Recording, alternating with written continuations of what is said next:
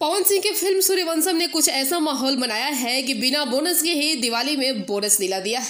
Happy Diwali, happy Diwali, happy. तो वहीं दूसरी तरफ कुछ स्टारों का हालत ऐसा ना हो जाए कि फिर से वो ये वाली हरकत करने पे मजबूर हो जाए। तो तू ले तो तू सुधर जाए ना, तो हम बिगड़ब ना।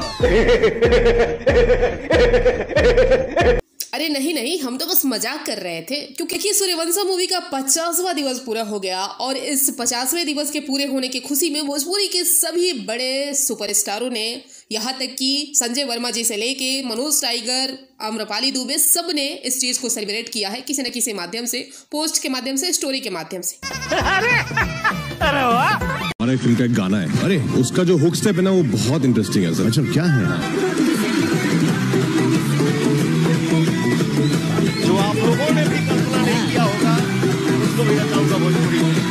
तो वही संजय वर्मा ने कुछ ऐसा लिखा, कौन कहता है कि आसमां में सुराख नहीं हो सकता, एक पत्थर तो जरा तबीयत से उछालो यारो। आंखें तरस गई थी भोजपुरी के किसी फिल्म के पोस्टर पे ये देखने के लिए कि 50वां दिवस। हम मान बैठे थे कि भोजपुरी के दर्शक अब सिनेमा हॉल तक नहीं जाएंगे, लेकिन आगाज शिद्दत से हुआ और अंजाम आपके सामने है। ये लिखने वाले हैं संजय वर्मा जी। तो ये सब देखने के बाद कहीं किसी को मिर्ची ना लगे, देखना जरा संभल के। Once more.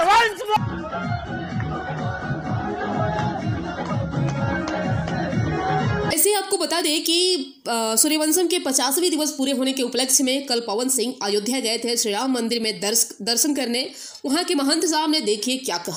जय श्री राम, जय श्री राम, जय श्री राम। इस समय पावर स्टार पवन सिंह जी हमारे अयोध्या में है और आपकी फिल्म सूर्यवंशम, जिस फिल्म ने रिकॉर्ड पे रिकॉर्ड कायम किया है, इस फिल्म के आज 50 दिन पूरे होने पर अयोध्या दर्शन करके संतों से आशीर्वाद लिए हैं। तो ये सारी चीजें देखने के बाद तो लगता है कि वाह भाई वाह, क्या कमाल कर दिया। जब भी पवन सिंह को कोई टारगेट करता है, कहता है कि अरे ये तो सिंगर है, अरे ये तो केवल प्लेबैक सिंगिंग करते हैं, तब तक पवन सिंह का लक उनके साथ काम करता है और वो कमाल का जवाब देते हैं अपने काम के साथ।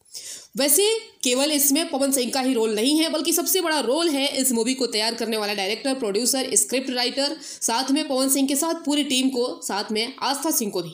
मूवी के जितने भी गाने के राइटर हैं और म्यूजिशियन हैं, उनका भी बड़ा रोल जाता है, खासकर रजनीश मिश्रा को, क्योंकि जिस तरह से इस मूवी के सभी गाने बने हुए हैं वो तो दर्शक को अट्रैक्ट कर ही रहे हैं। साथ में भगवान सॉन्ग ने बहुत सारे फैंस को अपनी ओर खींचा। तो आपको बता दें कि इस मूवी का क्रेज कुछ यूं रहा, आज भी कुछ यूं चल रहा है कि सपना सिनेमा हॉल में तो खेसारी लाल की जो मूवी अपराधी लगी थी उसको दर्शकों ने निकाल फेंकवाया और कहा कि नहीं, सूर्यवंशम ही चलनी चाहिए। सब देखने के बाद क्या लगता है खेसारी भैया? मैं आपको हिदायत दे रही हूँ कि आप मत कहिए कि पवन सिंह क्या है, सिंगर ही है ना, अरे इनको क्या आता है, ये तो प्लेबैक सिंगिंग ही कर सकते हैं ना।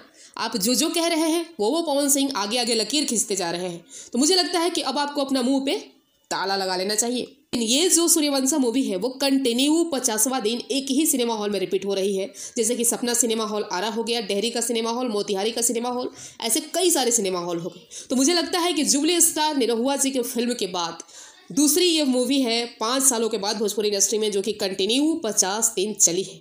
तो गौरव का तो क्षण है ही पवन सिंह के लिए भी, भोजपुरी इंडस्ट्री के लिए भी और पावर स्टार को चाहने वालों के लिए भी।